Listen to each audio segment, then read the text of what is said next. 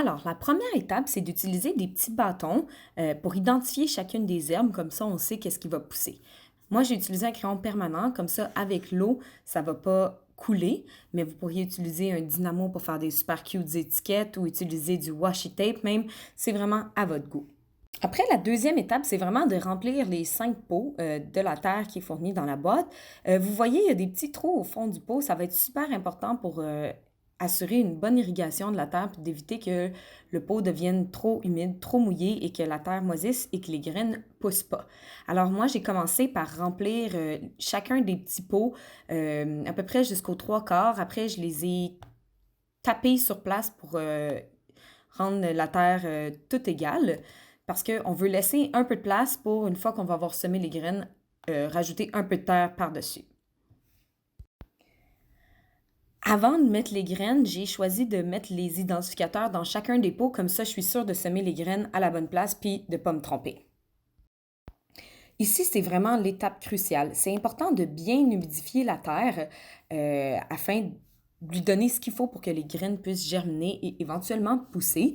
Alors, j'ai laissé couler un peu d'eau à travers, mais il faut quand même repasser deux, trois fois, bien mélanger, puis pas hésiter à mettre son doigt pour voir si la terre en dessous est assez humide, parce que c'est la terre du dessous qui va garder la graine humide et non pas la terre du dessus. Donc, c'est vraiment important, avant de planter les graines, que la terre du dessous soit bien humide.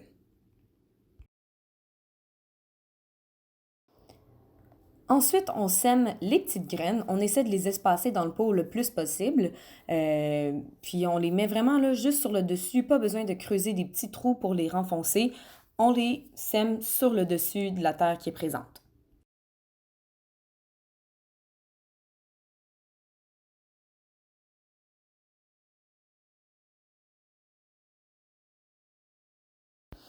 Après, on reprend un peu de terre puis on en verse vraiment là, une mince couche sur le dessus, à peine pour couvrir les petites graines, parce que comme elles sont très petites, on veut pas qu'elles aient trop de misère à percer un trou pour sortir au grand jour. Alors juste un petit peu de terre, un petit sprinkle de terre juste pour dire.